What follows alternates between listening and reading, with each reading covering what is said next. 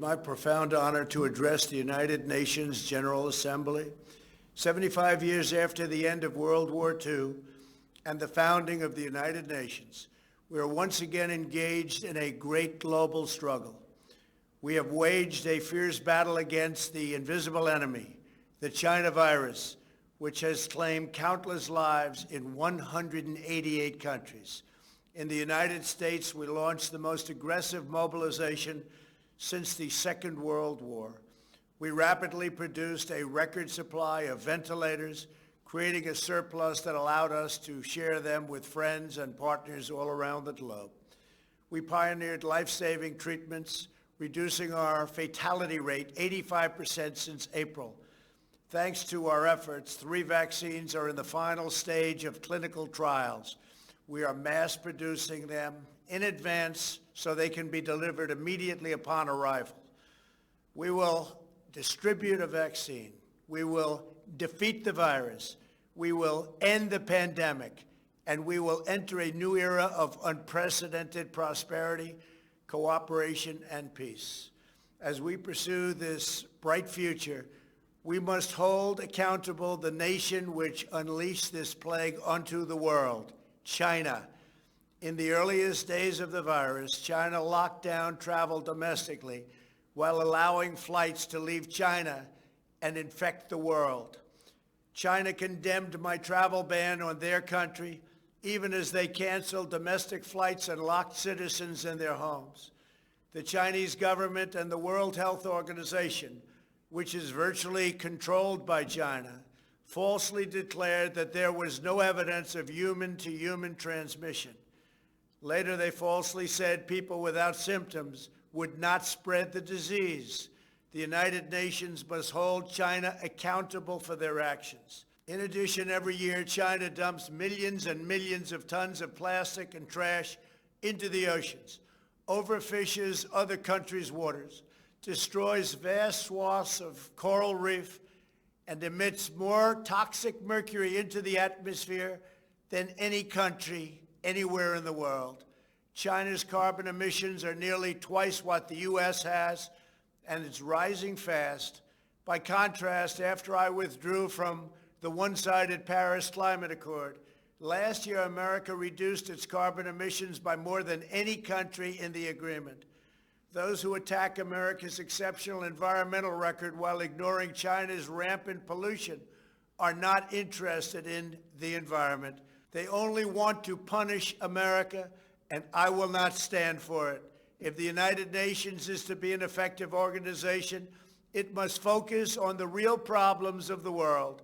This includes terrorism, the oppression of women, forced labor, drug trafficking, human and sex trafficking, religious persecution, and the ethnic cleansing of religious minorities.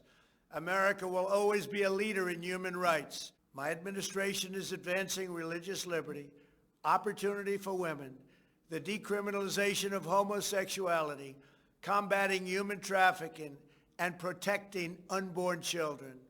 We also know that American prosperity is the bedrock of freedom and security all over the world. In 3 short years, we built the greatest economy in history, and we are quickly doing it again. Our military has increased substantially in size. We spent $2.5 trillion over the last 4 years on our military. We have the most powerful military anywhere in the world, and it's not even close. We stood up to decades of China's trade abuses. We revitalized the NATO alliance, where other countries are now paying a much more fair share. We forged historic partnerships with Mexico, Guatemala, Honduras, and El Salvador to stop human smuggling. We are standing with the people of Cuba, Nicaragua, and Venezuela in their righteous struggle for freedom. We withdrew from the terrible Iran nuclear deal and imposed crippling sanctions on the world's leading state sponsor of terror. We obliterated the ISIS caliphate 100%, killed its founder and leader, al-Baghdadi, and eliminated the world's top terrorist, Qasem Soleimani. This month, we achieved a peace deal between Serbia and Kosovo. We reached a landmark breakthrough with 2 peace deals in the Middle East after decades of no progress. Israel, the United Arab Emirates, and Bahrain all signed a historic peace agreement in the White House, with many other Middle Eastern countries to come. They are coming fast, and they know it's great for them and it's great for the world. These groundbreaking peace deals are the dawn of the new Middle East. By taking a different approach, we have achieved different outcomes, far superior outcomes. We took an approach, and the approach worked.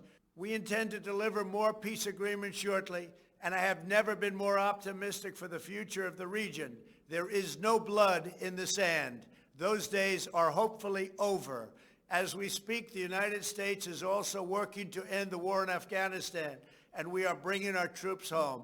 America is fulfilling our destiny as peacemaker, but it is peace through strength.